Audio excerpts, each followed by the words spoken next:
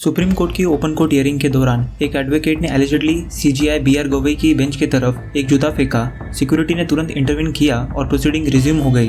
Media reports के मुताबिक advocate की पहचान राकेश किशोर के रूप में हुई है। इंसिडेंट कोर्ट रूम नंबर 1 में अराउंड 11:35 AM रिपोर्ट हुआ। सीजीआई गवई ने काम रहते हुए कहा, this things do not affect me, और हियरिंग कंटिन्यू करने को बोला। डिटेंशन के बाद अथॉरिटीज सुप्रीम कोर्ट के रजिस्ट्रार जनरल के साथ कोऑर्डिनेट कर रहे हैं। पहला, एग्जैक्टली हुआ क्या? शू बेंच तक नहीं पहुंचा और सिक्योरिटी ने पर्सन को तुरंत कस्टडी में लिया।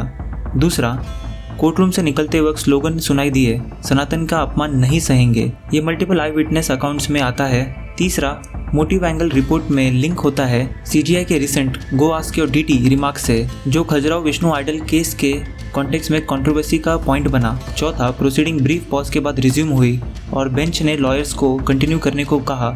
Short term impact, decorum breach की वजह से सिक्योरिटी प्रोटोकॉल और कोर्ट रूम कंट्रोल मेजर पर इमीडिएट रिव्यू होता है, लेकिन यहाँ बेंच ने काम पोस्चर मेंटेन करके हियरिंग को आगे बढ़ाया। ऑफिशियल साइट से स्टेटमेंट आ रहे हैं कि प्रोब चल रहा है, जबकि सॉलिसिटर जनरल ने इंसिडेंट को अनफॉर्चुनेट बताया और चीप पब्लिसिटी का रिजल्ट कहा। कोर्ट रूम का डेकोरम नॉन नेगोशिएबल है। ऐसी घटनाएं नहीं होनी चाहिए क्योंकि ये जस्टिस सिस्टम की डिग्निटी और पब्लिक ट्रस्ट को डायरेक्टली इम्पैक्ट करता है। डिसएग्रीमेंट को लॉफुल और रिस्पेक्टफुल तरीके से रेज करना चाहिए।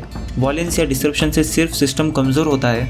आगे चलकर फोकस 2 चीज़ों पर रहे, स्ट्रॉन्गर सिक्योरिटी प्रोटोकॉल और क्लीनर कम्युनिकेशन, ताकि रिस्पेक्ट, अकाउंटेबिलिटी और फेयरनेस साथ साथ चल सके। अब सवाल यह है कि क्या सिर्फ स्ट्रिक्ट लीगल एक्शन काफ़ी है या साथ में काउंसलिंग और अवेयरनेस मेजर भी होने चाहिए?